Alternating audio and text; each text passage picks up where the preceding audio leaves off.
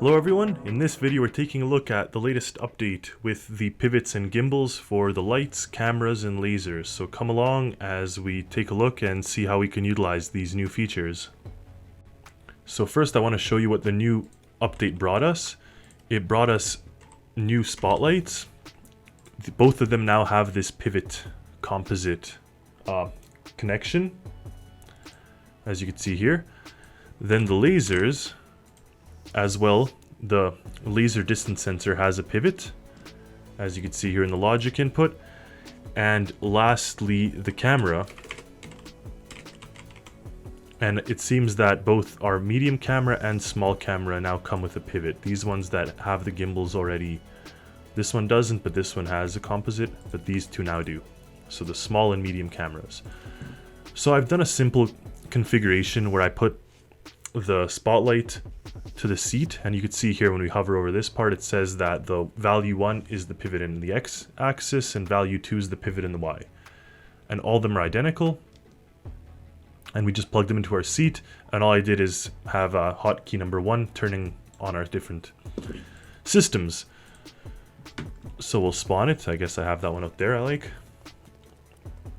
In essence, what you do is when you press the A and D, it's moving. Now it's not telling us that it's moving, but if we turn on the light, you could see that we could now move it left and right, as well as up and down. So we're moving the focus, or rather the aim of that light. Now we could do the same with the laser, and it could move to a 45-degree angle. That's what all of them do. They move to a 45-degree angle, which is a wide sweep, to be honest. And I see so much usefulness for the laser in particular. And lastly, we have our camera, and same thing. It doesn't physically move the camera, but it lets us aim it. This is huge. Like, just these things alone, while simple, and technically you could make a pivot system that works with it, there's a lot of practical applications, especially when it comes to reducing the lag of your creation. So that's actually my favorite thing about all this, is the optimization that these type of things give you, so you don't have to have pivots. Now, I will go into a video for how to reduce lag, but I'll tell you, when you press when you press this merge button, it shows what is currently on this plane. Now, if you put a pivot, and I'm sure most of you know this anyways, but if you put a pivot, it kind of shows up as this different color, kind of grays everything else out. So now that new white part we just drew is green. So having too many different bodies mess up the physics and also just increase your lag. So let's go through some practical applications of this new update. So I've spawned our buckle limo, and let's say as an option we want these lights to rotate when we turn. Now, while it's not call it a feature that every car has, there have been cars in the past, I'm pretty sure some old European cars, especially Citroens and things, had lights that actually move when you turn. So let's see. And I think BMWs even nowadays will turn just a minor amount. So let's start driving and let's turn on our light. So now we turn and oh, the light's moving. Now it's moving in the up and down direction because these headlights were placed before the update. So now it actually has an up and down axis. I liked that the top and bottom was flat, so that's why I have it in this orientation, and I usually do this orientation, but now we'll have to actually rotate it so it's pointed, or let's say correctly orientated. There we go. So now they're all in the upward direction. And of course, I mean, in this case, I don't want... We'd have to make a microcontroller to limit it from aiming up when I drive. Obviously, I don't want the headlight beam to shoot skyward as it does when and upward and downward. But now, when we rotate our wheels, look at that. So that's obviously too much in real life. At best, I'd say a car, now it's shooting upward, but let's just see. So at best, I think it would move like maybe 10 degrees into your turn. Certain cars do that. But this is definitely one application that I could see being used, but it's not actually my favorite thing. Like, I mean, for cars, there's a limited application, but here, on this boat that I have, or ship, take a look at this thing. So I have a pivot with a camera and a spotlight that aims that spotlight down on the deck and aims the camera on the deck. That whole pivot system is now redundant. There's absolutely no need to have this pivot system. We now know that we could just eliminate that and have a nice little stand like this. And then we just have to say, or make a microcontroller that tells these things. So if we go back to what our pivot was, let's see. So we have a value here, constant number, 0.4. So now when we delete it and put this on that, we just have to make sure that it reads 0.4 for the composite channels here. And that both are pointed in the upward direction, which they are. So see our little arrows? So we're good. So I'm going to go ahead and make a little microcontroller that I'm going to call camera, or rather new pivot aim, because there's certain instances where I just need it to be fixed. So instead of using my number, I'm just going to call this the pivot. It'll be a single cube, and all we need it to do, and I believe this is supposed to be an output. Let's just spawn it and plug it up. So input both those guys, and then back in here, I want to have the number selector. So like this, and I guess we could have the value, it'll start at -1 and go all the way to 1, 0.1, and let's start it at, I mean, whatever, 0.5. Or sure, the 0.4 that we need. So that's our property slider. So we'll call this the pivot aim. And we got to make it turn into a composite. So we'll do that with this. So in essence, we just plug that in there and we plug this in here. And I have to check whether it's channel 1 or 2. I believe I said channel 1 was the X1, and then Y is up and down. If we look at our little rotation axes, so let's make it, well actually what I could do, let's just go both, and let's make it a full thing, because I could see some applications actually where this may come into play. So we'll call this pivot X aim and pivot Y aim. I'll make everything start off as 0. And there we go. So now we have two channels starting at this. We'll save that. We'll call it new pivot aim and launch it over. So when we plug it in there, we got to say that -4. I want it to aim downward. And let's launch that up and see if it does in fact work properly. It should be aiming our camera and the lights downward. So we have a rear deck spotlight. And if I go over to the side here and make it night, it's working. So it's actually lighting up that without having the physical light or camera moving. Now this ship especially is going to get optimized, because look at this. We have this guy here that is also reading that same, or rather maybe a different number, 8. So here we have 8, and on this side we probably have another one telling it to go, no, we're both 8.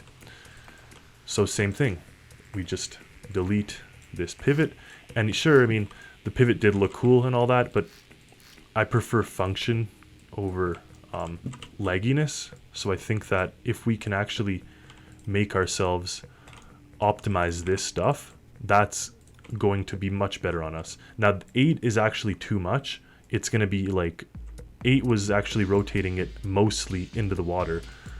So we have to redo this now. Not in that direction, not in that. Of course I always get the last one, but like this. So that becomes our new position, like this. And likewise here, we're going to just throw it off the side. Because if it was 8 to get it to the almost vertical direction, that means this one we just have to lift it by, I believe, 3. So we can now spawn our same little cube right here, the one we just created, and we gotta go -3, +3, because we're going to be aiming up from our current position as such. Now that big spotlight in the front can rotate, that's fine with us. These ones are fine. In fact, even these cameras might be better if they're slightly rotated for the night vision that we have here. But anyway, let's try this out. So we plugged these guys in. Now this may not be how I love how it looks, but I mean it's functional. We could throw a little thing like this, and then even if this guy moves over a little like that, put that one here. Oh, we can't because of this, my bad. All right, we're stuck with it, but at least now it's kind of at least on one side. Let's go check this out. So now our cameras and our lights should all be using that same system.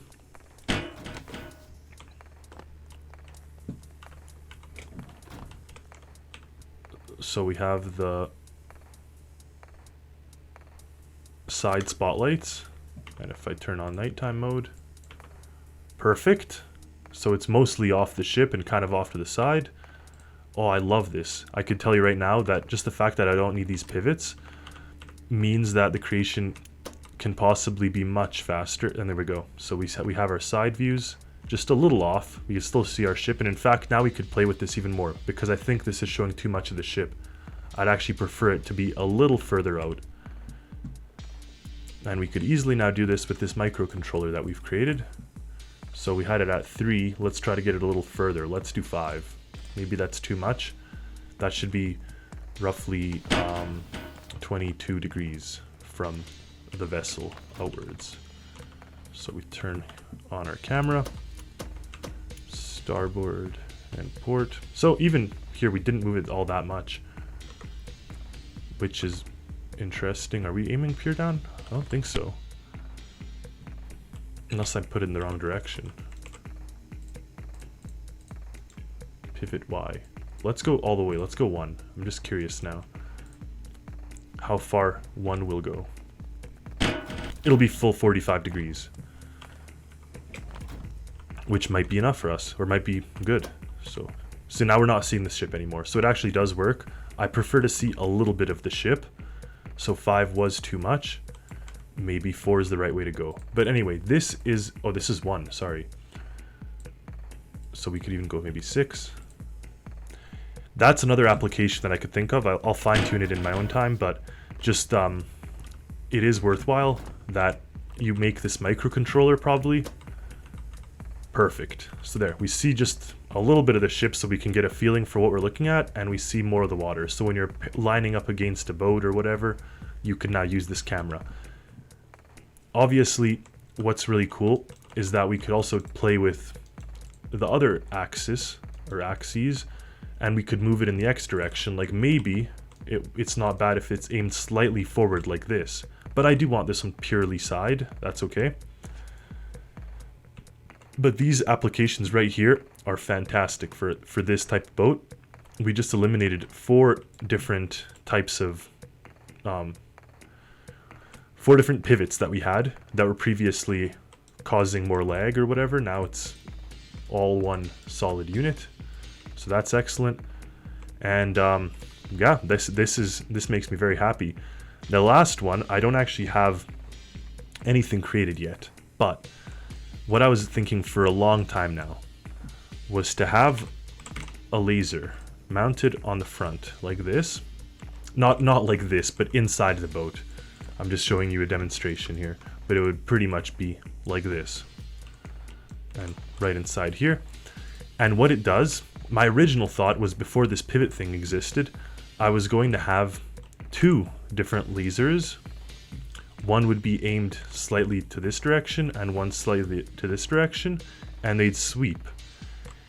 Now I could actually just have two of these instead of the one, and they sweep their individual course, so left and right, like this area and this area, and I would attach it to my autopilot system that I have here, my advanced autopilot, and actually I'd have it so it can drive by itself, and it avoids obstacles by itself. It uses these lasers, it sweeps them, and it detects where the land is, how far the land is, and if the land is more on the left side, we're going to swing the ship to the right. If it's more to this side, it's going to swing it to the left, and vice versa. And it's going to use those lasers in an automated arc, sweeping arc, to guide the vessel and avoid obstacles such as those bridges that I keep hitting into, or landfall, or whatever. So this is something that I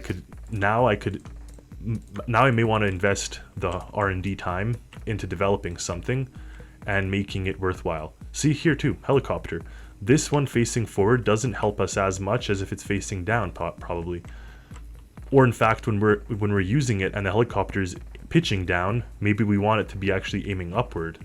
So that's something else I'll explore. But it does give us a lot of options and a lot of ideas, and definitely is useful for the optimization and for the long-term use of the game. Security cameras. This ship doesn't have any security cameras inside, but now I could put a security camera right here, and it could sweep this whole room. The reason I didn't ever put security cameras before is because I need pivots, and if I needed pivots then, it would just be like you'd have tons of different physics and items or elements or whatever in the creation.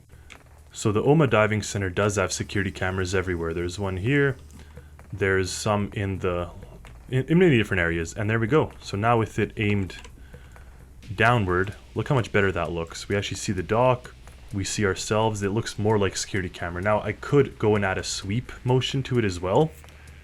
In fact, that would look kind of cool too. So there we have it. We have the camera auto pivoting and sweeping the area. And if we put it on the lab, it'll be doing the same thing. So we have a pool camera that I got to set it to, but I'll show you how it's done. So I already went ahead and did it for the X axis, and I'll show you how to do it for the Y. So we obviously need our property slider for the pivot, and we got to add a few things. So first, let's add an on switch. So this is Y sweep, and that turns it on. Now the next thing we put is a numerical switch box.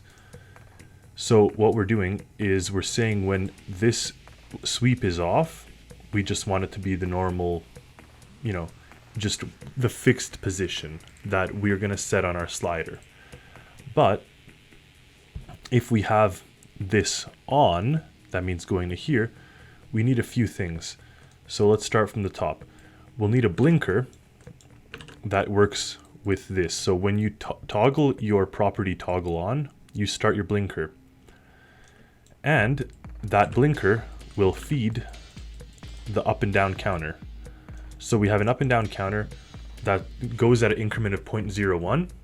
We have a reset value of -1, and a minimum of -1 and a max of 1. The reason for these will be explained in a second, the reason why we selected -1. But let's finish this. So we need a knot, and we're putting that on our down. So in essence, what will happen? If we turn our sweep on, it's going to toggle this blinker.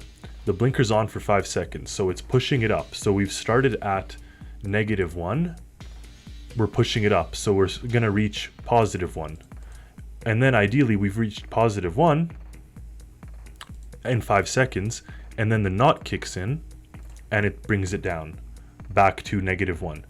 Now, I don't want it moving the full up 1 and down, which is why I put this multiply. So what you're going to do in this case is you actually set whatever you set on your pivot aim. So if you've set 0 and turned this on, this will not work. But if you set 0.5, times 1 will make the sweep 0.5. If you set it 0.1, the sweep's only going to be 0.1.